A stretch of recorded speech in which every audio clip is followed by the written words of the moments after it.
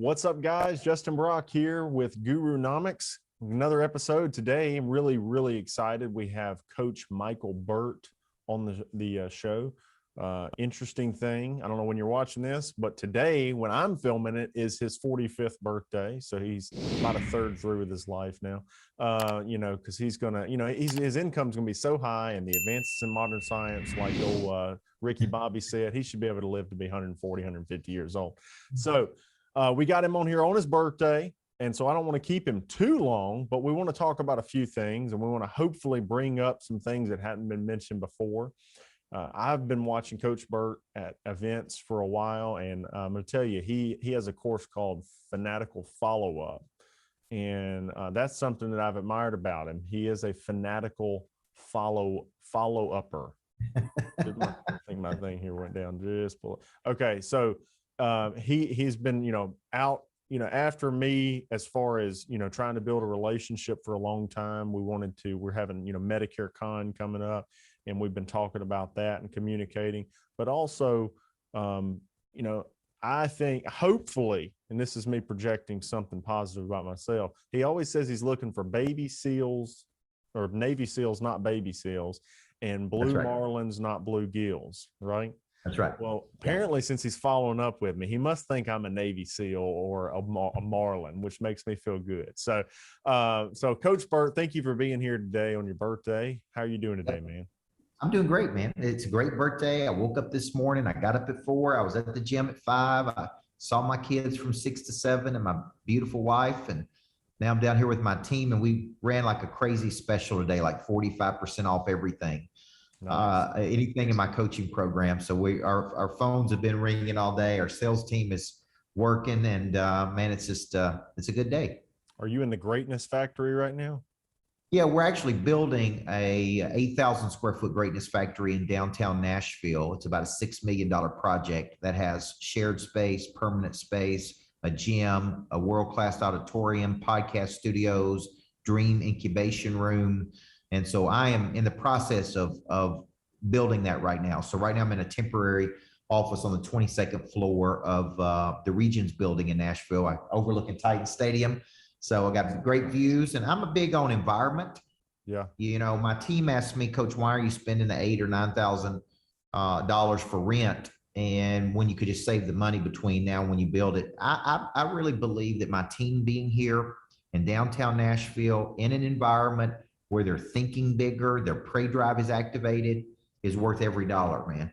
I'm just a big believer in environment. So that's what we're doing. So I got great office space here on the 22nd floor. I agree. And that's why we're trying to up our game with our location for Medicare Con, as well as even talking to real estate people ourselves about building our own building. So, not a greatness factor per se, but an environment for, Medicare gurus in our group to feel like, I feel like even if I'm hiring people, you bring somebody into the right office space, all of a sudden they're thinking, I want to work here. So it changes people's perception. Well, man, so Coach, a lot of people know you were a basketball coach, and, kind of got into the speaking arena via writing a book, right? Initially. And then in that trajectory, or moving forward, you found out how much you enjoyed that part of it, and then eventually found out how well it could pay. And then, that's how I understand that background. What made you want to be initially a basketball coach, and how early in your life did you think you wanted to go that route? As early as 6 years old, I had a coach say to me, son, when you grow up, you're going to be a great coach. I was raised by a single mom. She took me to the baseball field a lot. I stayed down there for hours at a time, literally like from 3 in the afternoon till 8, 9, 10 o'clock at night. I was always interested in sports, coaching, direction, leadership. I just kind of had a knack for it very early in life. So I was constantly hearing from other people. My high school basketball coach called me professor. I had a guy sew into me at 15 years old and said, I'm going to teach you how to be a great speaker. And after basketball practice, I would go to his house and he would teach me how to speak with a rhythm and a cadence. My high school algebra teacher taught me into running for a national office in Beta Club. And so early on in my life, I was involved in leadership and coaching and directing. And so, I don't know if it was just a gift that I had, because there's a lot of things I'm not very good at, but I was turned on to coaching basketball at 15 years old when a little league coach said, "Son, will you help me coach this basketball team?"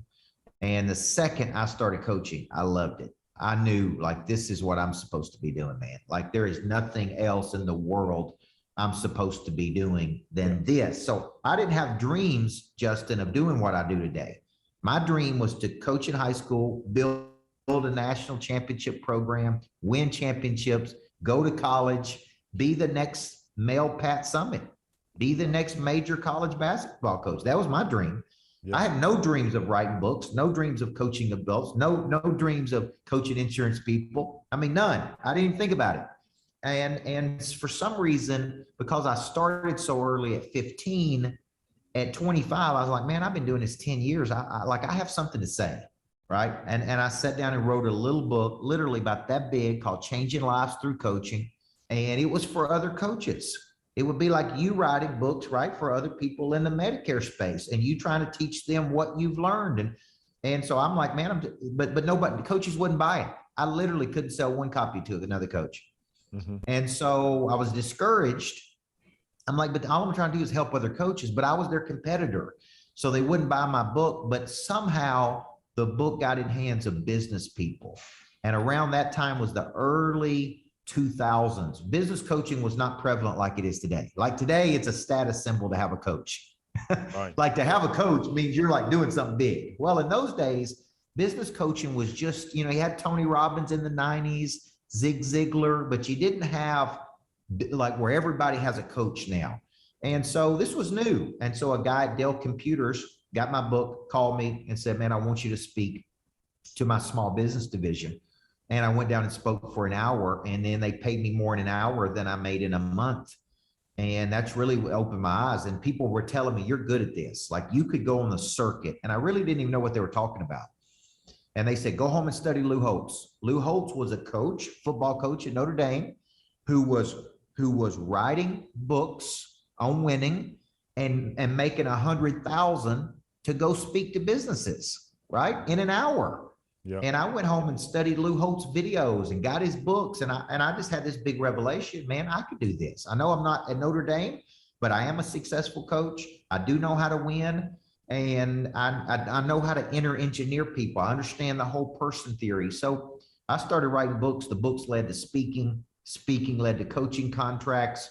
And then when I was 31 years old, a healthcare company said, we're going to pay you $144,000 to be our coach.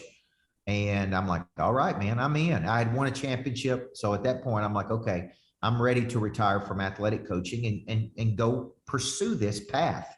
And that's kind of how I ended up doing what I do today. Yeah, that's awesome. So, one of the things you had talked about in there was, the guys that told you were going to make a good coach. Yeah. That obviously saw something in you and decided they wanted to coach you to be able to speak early on, called you professor. Sounds like you were getting neuro-linguistic programmed early on, which is a great thing. A lot of people end up having to take like this path where their programming is terrible and they had to untwine it. You might have been programmed down one path, but it was a good path that gave you a talent set. And then at some point you figured out, oh, I can use this talent set way bigger than I even realized before. Even bigger than the people that told you had that talent set realized it could be used. And they didn't even think like that. They just said, this kid's got a knack for coaching. What I've really figured out now that I'm 45 years old is that my real knack and my true unique ability is in deconstructing concepts and then packaging and delivering those concepts with a cadence and a rhythm that calls people to think and take action. Well, like that's really my talent. Find your cadence. That's really my talent. So when I saw you, the reason I pursued you is because I make up my mind very quickly if I'm going to pursue a person or not. Do I think they're hungry? Do I think they're humble? Do I think they're teachable? Do I think they have real talent? Do I think they can really be somebody in the world? And so when I follow up with people, I don't follow up with everybody like I followed up with you. Some people I meet at conferences and I never follow up with them again. But I have a filter. And if you fit that filter and I go, you know what? I can help that guy. I can help him. We can help each other. Then I'm very disciplined to my follow-up system, because I believe when we know better, we do better, and I know I can help. I have a deep conviction that I can help get a person to another level in my lane, right? I think everybody that does what they do is the best at what they do. Okay. And my skill set is activating the prey drive in people. And it's also become coaching people who want to coach, speak, write books, like just teaching people the monetization of a coaching business. Yeah.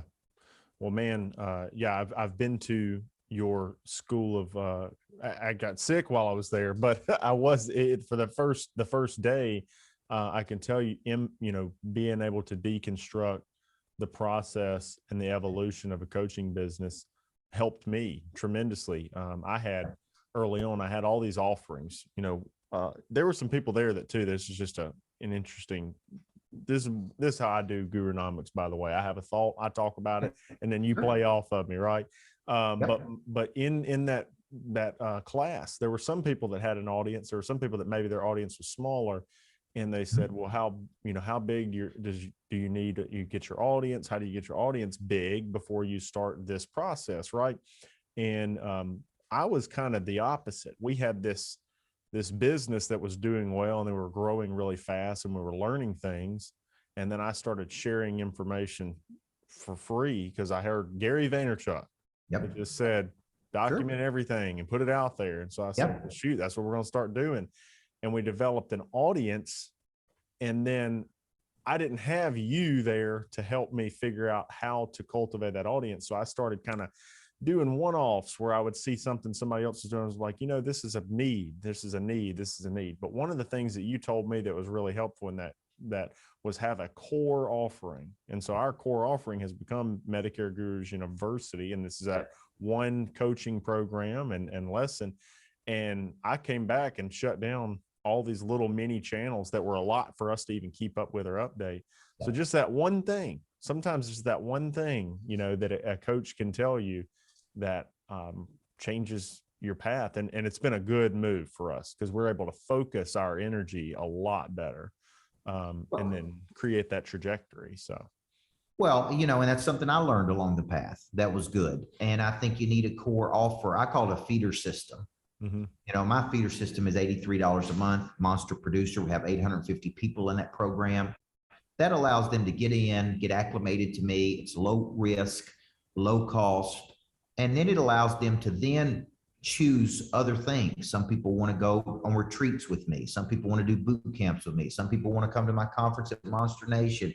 They're right. Like that allows them to get in the pond, get their feet wet, get going. If they like it, then they do more. And it's a game of numbers, right? We believe 16% of people will be open and inviting.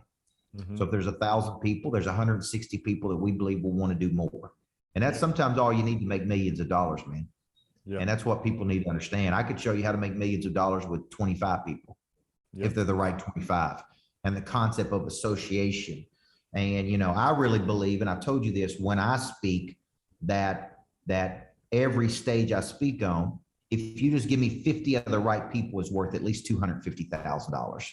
There's 250,000 in the room of deals, partnerships, right? Could be coaching programs, but not always. Sometimes it's, 100,000 in coaching contracts and right. These two people get them my 25K level, and these people hire me to be the coach of their company. And, these 20 people sign up for our offer that day, or whatever the case is. But we believe there's 250,000. So that's a $250,000 hour.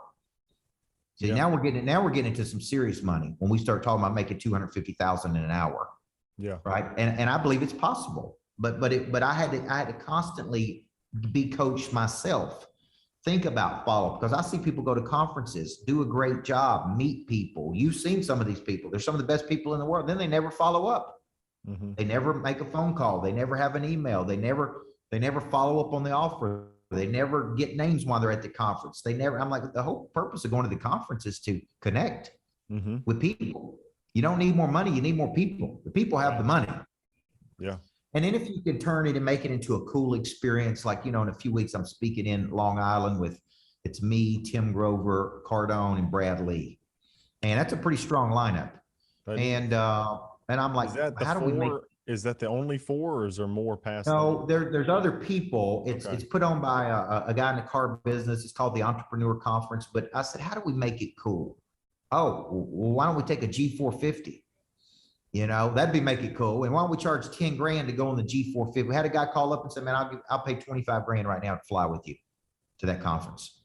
And we literally sold out the tickets. I just had a guy text in and said, I'll take 2 tickets. Like what we do is I call that the adventure stack.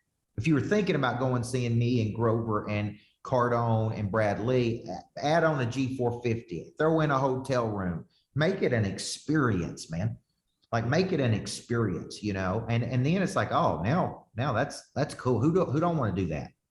Yeah, no, that's totally something that makes sense. And I hadn't really even thought about it, but you know, we do think about the experience, you know, in small ways, but to be able to add some of that level of pizzazz to it will pull somebody that's saying, and what's crazy too, is that there's people that won't pay $500 or $1,000 to get in the room, but they'll pay 10,000, 25,000 to, you know, have that experience. Yeah. So, you know, and you want those people there. I remember the first time I chartered a private jet. I was booked to speak in Miami, Florida at lunch, in Jackson, Mississippi at dinner. And my assistant, I only had an assistant. I didn't have a team. It was back years ago. My assistant called me and said, you know, you can't do both events. You're going to have to pick, right, which one you're going to do. And I'm like, Miami, right? Mississippi. you live in, right? Like Miami. Yeah. And I'm like, what do you mean I want to pick? Like, I'm going to Miami. Like, this crazy. There are going to be 4,000 people in Miami. She said there's going to be 1,000 in Jackson, Mississippi. And I said, well, just tell them I can do the one in Miami. And then I thought about it for a second. I was like, no. I said, call and rent us a private jet. We're going to do both of them. And this was unheard. This was 10, 15 years ago. And she called me back. She said, Coach, it's $20,000 for the day. Like, we can't do this. They're not paying you that much money. And I said, book it. Book it. I'll figure it out. You just book it and I'll figure it out. Well, we literally come up with a theme. This is why it's important to understand concepts. Like your podcast here is a great concept. Mm-hmm. Medicare Guru is a great concept, right? Is it Medicare? Medicare Con. Everybody keeps calling it Medicon, so I may just change the damn name to Medicon. Well, it's a concept, but here's the deal, man. Here's the deal. So I said, give me a few days to figure this out. And I'm like, man, $20,000, man. How do I do this? And I came up with a concept called 10,000 feet and climbing. This was when people just started to video. And I said, I'm bringing a videographer. You get to spend an hour with me in the back of the jet talking about your business. You get to travel with me to Miami and Jackson, Mississippi for the day. We're going to pick you up in a limousine. You're going to fly on a private jet. You're going to go this whirlwind day. We're going to go to two different places. It's going to be crazy. And it's $5,000 to go with me. And sure enough, man, I sold 5 spots at 5K. I made $5 grand, paid for the jet, got in front of 5,000 people. And in those days, I didn't even think about all the follow-up I do. I would just go and speak and leave. And but that taught me, man, that people would pay for experience. If you make it a cool experience, people will pay top dollar to go on that experience. Yeah, that's awesome, man. So really profited from it and was able to get in front of multiple people and then have those unique experiences. So it's hard to really even say how much value came out of doing that. Plus, it changed your thinking. And 100%. I find that too, like you were saying when we first got on this call, you said, you know, you said it's your birthday, you're 45, and you're really just starting to figure some things out and have breakthroughs. And a lot of people look to you and think, you know, well, you're already super, you know, very successful. And even at my level in our industry, people think, well, you're already, you know, towards the top of this industry. But I all the time, like almost daily, have things that I'm thinking, why have I not thought of this? Why have I not thought of this? Yeah. And then I think the biggest difference in the people, I think everybody's having these thoughts, but some people capitalize on those thoughts and go in and say, okay, I'm going to do that. And there's a lot of risk involved. Like you renting that jet, You didn't know you were going to be able to sell those seats. So, and worst case scenario, you were going to be out 20 grand. A lot of people would think that's a big risk, but you took a gamble. And hell, even if you'd have sold 2 seats on it, then you'd have been out 10 grand. You'd have got in front of both audiences. You'd have had good experiences. Yeah. And what's the value of that? We're having our first conference in September. Mm-hmm. And I was telling my wife, actually last night when I got home, I mean, this is really like an investment. Okay. We invest in the stock market. Some people do, some people invest in real estate. Some people invest in different things. Putting on a conference is like making an investment, Mm-hmm. right? You're putting money into something with the hopes and beliefs that it'll show a return. And the return is not necessarily on ticket sales. Maybe it is for some people, but it's really on long-term relationship. And I told my wife, I said, I think we can generate 500 grand at least. And I kept telling Cody Askins, because I worked with him a lot and coached him some. And I said, man, you ought to be pulling $1 million out of your conference. There's too many people. There's too much energy. If you got to find a way to get $1 million out of this thing, man. And so I told my team, I think we should easily generate $500,000. So it's an investment. If I put 100 in, I get 500 back in a 6-month cycle. That's a pretty dang good investment, right? Yeah. But it's the risk of putting 100 in or 200 in up front to do the conference, not knowing that you can make. Many people don't have the fortitude to do it. And right. I mean, Cody told me that when we launched the first, Medicare Con, which we called Medicare Gurus Mastermind at the time, supposed to be smaller, ended up realizing the appetite was really large for it, and we made it bigger. But when we did it, he said, well, congratulations, on having the balls to do it, and that was a big compliment because I think Cody definitely has a lot of balls, I mean, he's always, taking it to the next level, and he really takes that scale with speed to heart. And I know you've been a big part of that and helping him kind of formulate that plot and drive that and maybe even get some of the limited belief out of the way, because sometimes you just you gamble. Nobody has anything massive worth replicating hasn't taken some big gambles in the process. Yeah, and you're betting on you. And I'm a big believer. I go back to my core beliefs. I believe when people come together, okay, that if you offer real value, there's nothing but something good that can happen from that, right? I've never gone wrong, whether it be get people to my lodge, get people to my live events, speaking at conferences. I just think that the energy of bringing people together is better than any marketing dollars you could spend.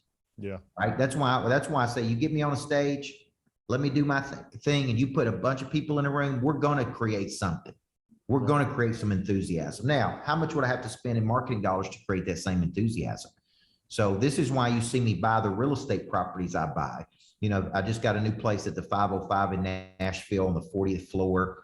It's got panoramic views. It's breathtaking. And I got that because I want to entertain people there. I know the value of bringing people down, taking them up to the 40th floor, overlooking Nashville, having a drink, talking business. I mean, I told my wife we should generate $1 million at that condo, right? I look at the lodge. Why did I buy the lodge? Bring people together. I've used it for country music concerts. I've used it for, I don't even use it enough. I'll be using it more.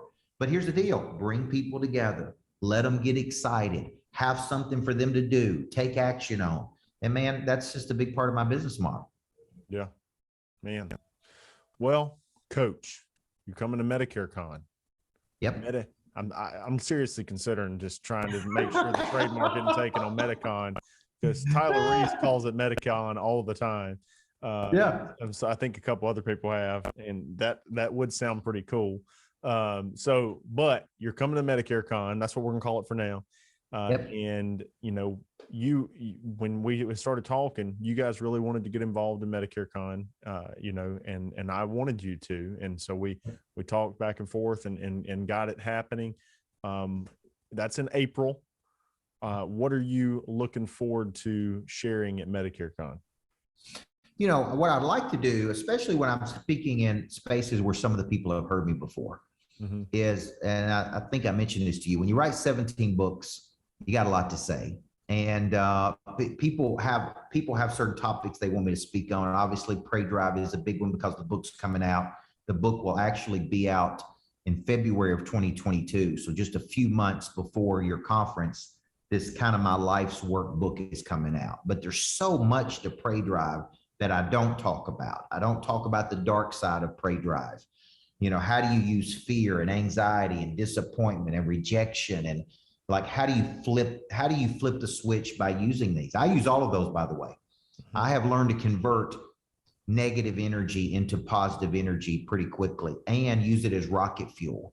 And so, you know, one thought I'm thinking about with you is really talking about the dark side of Pray Drive. How do you leverage that? How do you use these emotions that typically cripple people and typically debilitate people from doing what they're capable of doing? Because all the greats, to be honest with you, we're looking for something to activate our Pray Drive. We're looking for a challenge. We're looking for a fear. We're looking for, like, I watch how big time people reactivate their Pray Drive.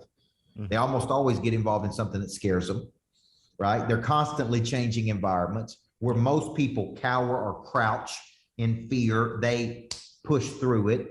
So there's a psychology to this, like that big time people are looking for a fight. They're looking for a challenge. They're looking for a slight. They're looking for a rejection. I still remember when I spoke once, when I first got started, there was an agent there that lived in my home city, and she came to see me, and, you know, somebody asked her how I did. And she said, man, you know, he's a good high school basketball coach. That was her comment. That's what she said about me.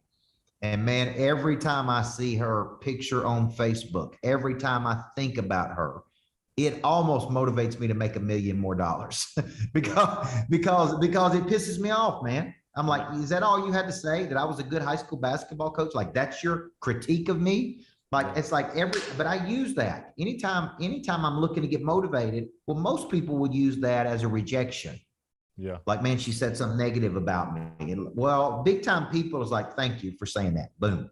Yeah. Right. Thank you for bringing that to my attention. So I think there's a dark side to Pray Drive, an edge, an energy, a conversion point that a lot of people know how to use.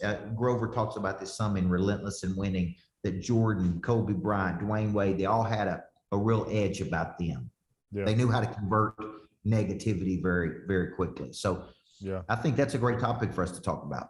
Absolutely. I love it. And it's so true, you know, and I mean, I know exactly what you're talking about, because if somebody's experienced it before, if you've gotten, it's not even just somebody rejecting buying something from you. It's more of like a rejection of your relevance, you know, where they're kind of, you know, dismissing, you know, and I put something on Facebook the other day that people that do that to people like me or you don't realize what they're doing. And if they're trying to compete with me with that strategy, that's not good. I told Cody the same thing. I was like, Cody, if I wanted to shut you down and compete with you, my strategy would be to completely ignore you.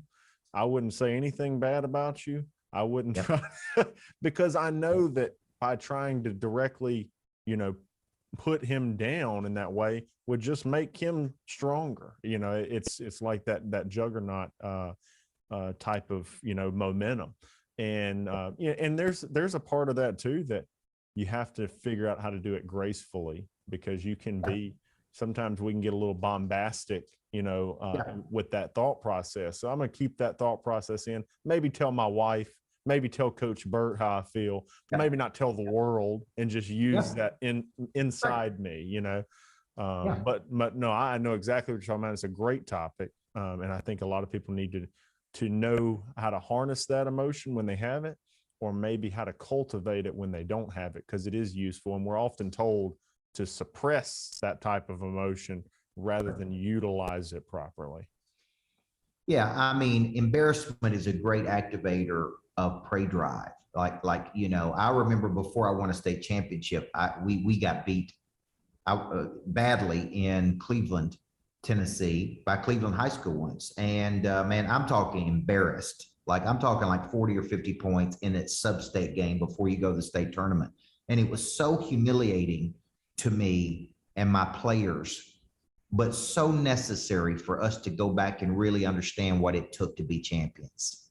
Like we needed to feel that embarrassment. We needed to sit on that bus and cry and watch our whole season go down the drains, and the misery that comes along with to have this ridiculous prey drive in the off season to come back and win the next year. We didn't know what it was like to win. We didn't know what it looked like to play at that level. We didn't know until they showed us. And once they showed us, man, we were on a mission. We were literally on a mission, and it all started with embarrassment. So being personally embarrassed by your performance, I coach a lot of salespeople and insurance and real estate and mortgage and financial services and all kinds of industries. And I watch and observe how people handle themselves after they take a blow. Can they show up every day and make the calls? Do they follow up like they're supposed to? Do they get emotional? Do they get distracted easily? Right? And there's trends that I see. And a good coach helps you to break cycles, these negative cycles in your life. Yeah. And I think that's what I'm going to do there, because we'll be coaching people. I bring a very special skill set. Everybody you have coming brings their own special skill set. My skill set is just the inner engineering of a person where they walk out of there and go, I need to be playing at a bigger level, man. Yeah. I was speaking at Roger Short's thing in Dominican, and a guy came and he was just mad that he had to come hear me speak. Like he was like, who is this little dude? And what the hell is he going to teach me? And he was mad because he's like, man, I came to Dominican. I don't want to go listen to some coach. And then he came up to me afterward and he told me this. He said, man, I was mad that I even had to hear you. He said, now I'm mad because I thought I was doing good. I thought I was somebody. And now I heard you and I'm not even doing anything in comparison to what I'm supposed to be doing. Like I'm so much better. He's like, you activated something inside of me, man. Now I'm pissed off to go do something about it. Yeah. So I'm like, it worked. There's different layers of perspective, and it's difficult. You think you're doing well until you see something else. I remember I was on a trip with a company. It was the second carrier incentive trip I won when I was earlier in my insurance career. And I like those carrier incentive trips because you got around other people that were performing, or they wouldn't be there. They were performing at some level.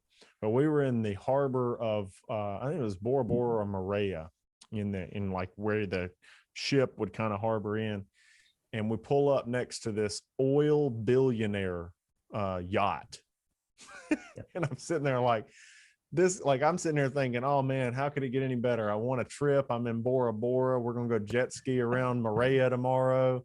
And this guy is sitting over here with, on this, $130 million yacht.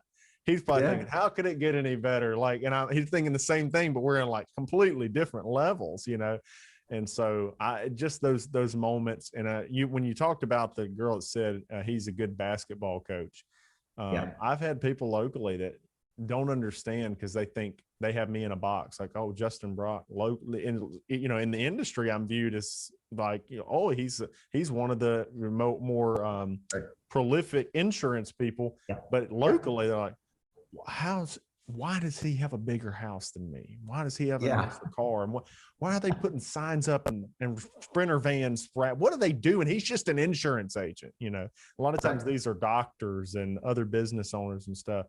And I'm like, you guys, people will put you in that box. But I at first it would annoy me, and now I kind of like it. I like making them wonder what, and I'm sure you got these people that know you as a basketball coach. But what the hell is he doing building a $6 million greatness factory? Who does he think he is? That's got to make you laugh now. Like just, we actually, it does make me laugh. I had an office in my hometown for a long time, and man, it was a dogfight.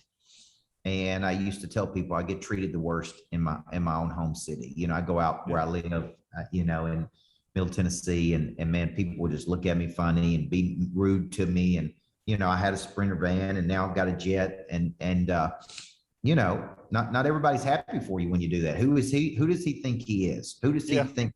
Right. And so we spend a lot of time in Nashville now, which is bigger. People don't A lot of people don't, know me there, but it's so funny because I signed a big deal with Paul Mitchell, which is kind of funny too, because I don't have any hair, but they run these beauty salons.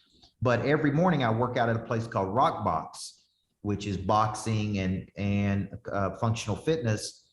And I've been signed to do events for Paul Mitchell all over the world, in LA at the big celebrity event, in Atlanta, in Chicago. And I drive past one in my home city every morning when I leave the gym, and they've never called me to do anything for them. And I'm sitting there thinking, I'm going to LA to speak for you. I'm going to Chicago to speak for you. I'm going to Atlanta to speak for you. And I drive by one in my home city, and they've never even asked me to speak for them. Now, why is that? It's just it's just the way it is, man. People become familiar with you. They make assessments of you. They make prejudgments of you. Mm-hmm. And it's why my grandmother didn't call me to help her with her Medicare. There you go. Who does he think he is? He don't know anything about Medicare. I'm not the Medicare guru. Well, buddy, I appreciate it. I hope you have a great birthday. Yeah, thank you. We really appreciate you coming on here. We're excited to get you to Medicare Con. It's going to be a blast. And I know that you're going to activate a lot of Pray Drive there. You activate mine every time I talk to you. So I appreciate it. And, if anybody's looking to get in touch with you, Coach, how would they go about doing that? Just go to my website, coachburt.com, and you can look at the boot camps I do.